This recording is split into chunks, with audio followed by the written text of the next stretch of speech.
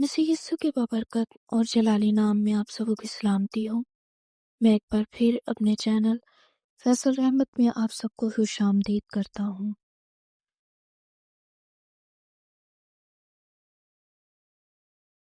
ساتواں روز مدرسے کے لیے بچوں کو تیار کرنا۔ آؤ ہم اپنے آپ کو ہر طرح کی جسمانی اور روحانی آلودگی سے پاک کریں اور خدا کے خوف کے ساتھ پاکیزگی کو کمال تک پہنچائیں۔ دوسرا کرنتھیوں 7واں باب اور اس کی پہلی آیت۔ ناشتہ کے بعد ماں کا کام ہے کہ بچوں کو نہلائے دھلائے اور صاف کپڑے پہنا کر اسکول روانہ کریں۔ بڑے بچے تو خود بخود یہ کر لیتے ہیں، لیکن بچوں کو عموماً وقت کا اندازہ نہیں ہوتا۔ انہیں محبت اور عقل مندی سے سکھانا ہے، حتیٰ کہ آپ کی کوشش سے وہ یہ سب کچھ وقت پر کرنا سیکھ لیں۔ بچوں کو شروع ہی سے بتانا ہے کہ خدا روح اور جسم دونوں کی صفائی چاہتا ہے۔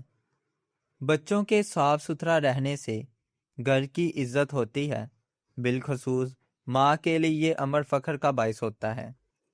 یہ ناجائز فخر نہیں، کیونکہ ظاہر باطن کی صفائی خداوند کو پسند ہے، بلکہ اس کی مرضی کے مطابق ہے، اور اگر اس وجہ سے کسی عورت کی تعریف کی جائے تو وہ اس کی مستحق ہے۔